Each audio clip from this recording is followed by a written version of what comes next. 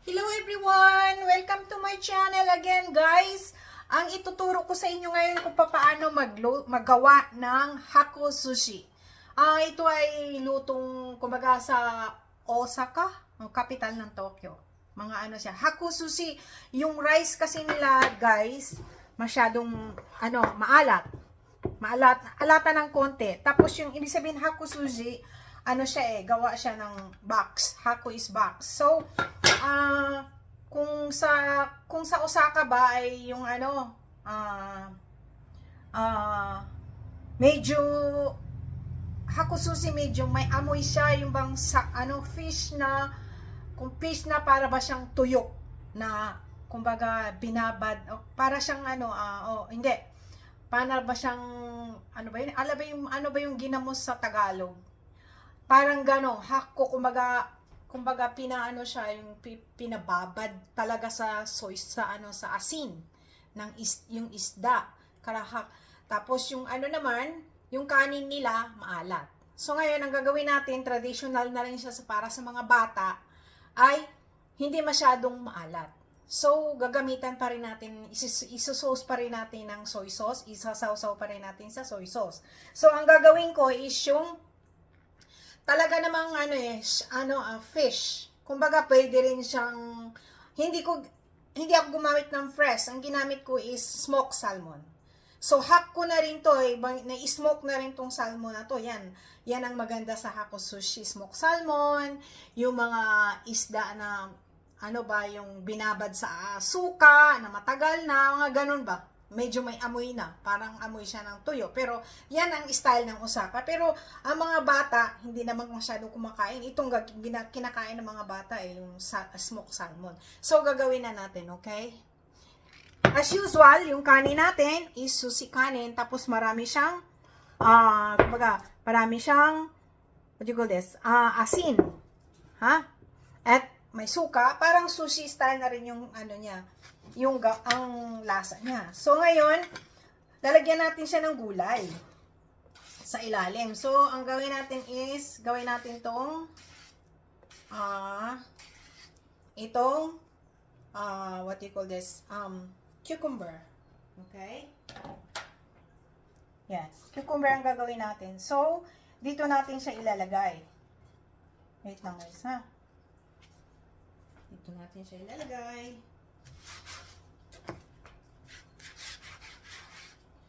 So, ang una nyong ilagay is yung molder, hulmahan.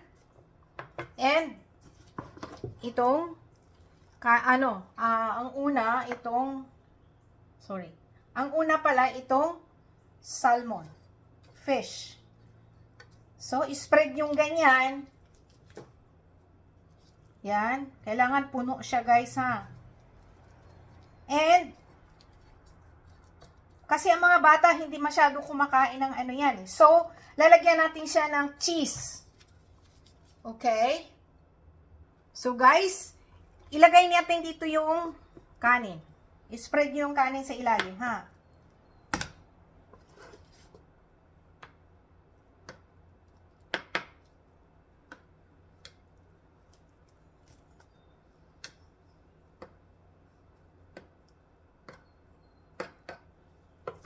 And, ilagay natin ang cheese.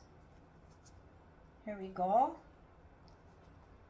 Pwede rin gamitin nyo ang cream cheese. Pero ako, kasi nasubukan ko na to, mas masarap to eh. Yes, tapos, ilagay nyo uli ang gulay. Okay? Cucumber. Cucumber to guys, ha? Para masarap siya. May naman siya. Tapos, kanin uli.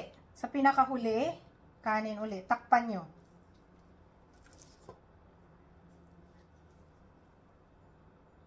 Tapos guys, idiin nyo. Bago nyo idiin, punasan nyo ng tubig para hindi siya dumikit. Okay?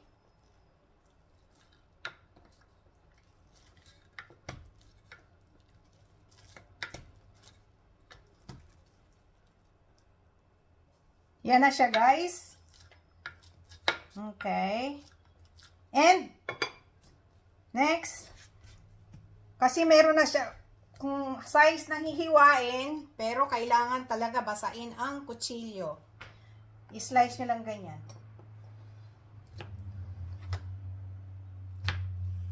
Yan, basain dapat talaga lagi ang kutsilyo. Ang knife nyo. Para pantay-pantay.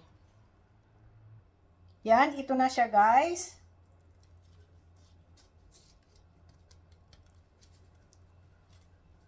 Tcharam! Yan, yan na siya. So, hiwa na yan siya. Ngayon, yung dulo, hindi pa talaga perfect ang hiwa-hiwain nyo uli. Okay?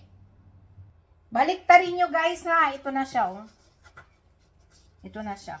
Ay, na-spread.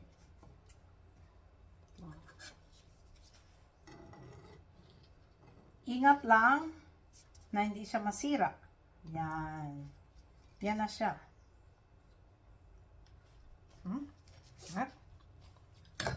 Ito na siya, guys.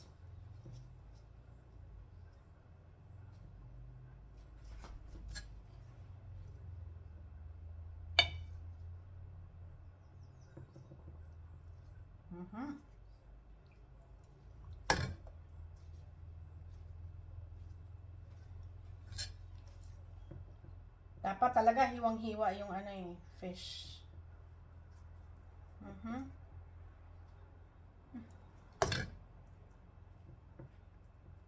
Wow.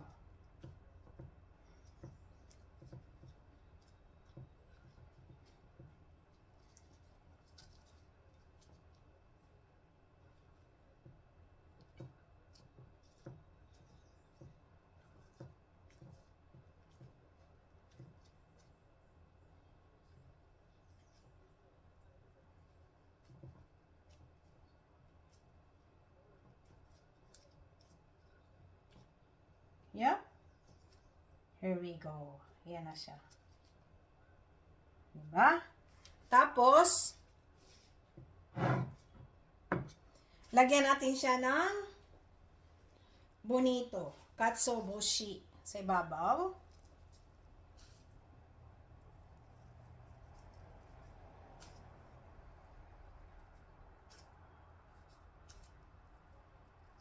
And, pantopping natin is yung nori. Para maganda tignan. Yung maliliit na hiwa na nori, i-spread yung ganyan. Pwede rin yung spring onion green. Ngayon, ay wala akong green, so ang ginawa ko is nori na lang. Pwede rin ang nori. Pwede rin yung nori powder. Diba? Alam niyo yung nori powder? Yan. Yan. Here we go. And, of course, meron tayong wasabi. And, of course, soy sauce. Yan. Diba? Yan na siya. Ito na ang ating Hakko Sushi. So, di ba? Meron siyang cheese, meron siyang cucumber. Depende, pwede yung lagyan ng mga gulay sa ilalim. Pwede yung takwan, mga ganon. Yan. Yan na siya. Ito ang Hakko Sushi. Is Hakko Sushi. Yan. Diba?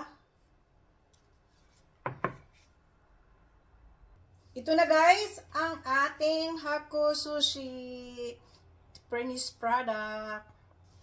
Yan. Thank you for watching. Please subscribe, like, and share. And i-click nyo na rin yung notification bell para palagi kayong updated sa aking mga bagong video. Wow! Look at that. Panoorin nyo yung likod din. Ganyan. May cheese siya, guys. Ang sarap.